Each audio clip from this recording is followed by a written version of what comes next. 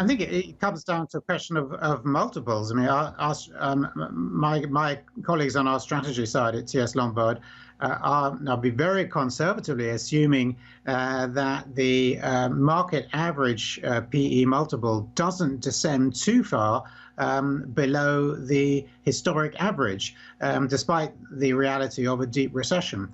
But even if you take what is in the circumstances a bullish view of multiples, as we do, just to be careful, you're still looking at a fair value for the S&P 500 well below 2,000.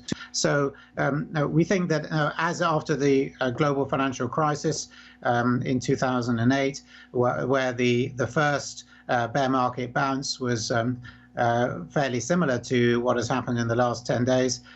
We think likewise before the final bottom is made, we think likewise a similar pattern. I think it's always a bit invidious for sell-side analysts to endlessly compare themselves with each other. They should probably focus on their own fishing. But now you've told me about Goldman Sachs, I have to say that we have a different view.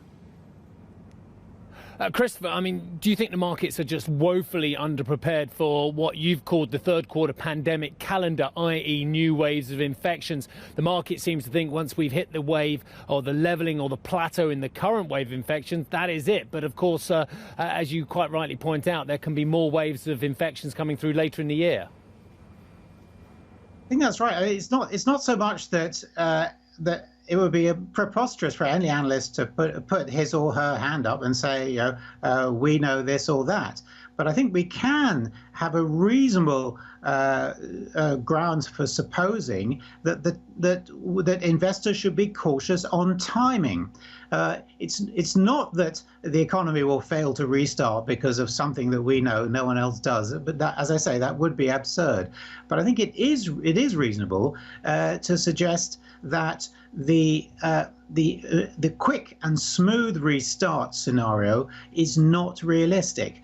I think one reason for that is, I think you mentioned just on the show a second ago before I joined you, these trials going on for potentially effective therapeutic drugs. Well, that's simply going to take many more weeks to have randomized controlled trials, to get them assessed, and to get them deployed if they're going to work and be accessible and affordable. There's a lot of ifs there.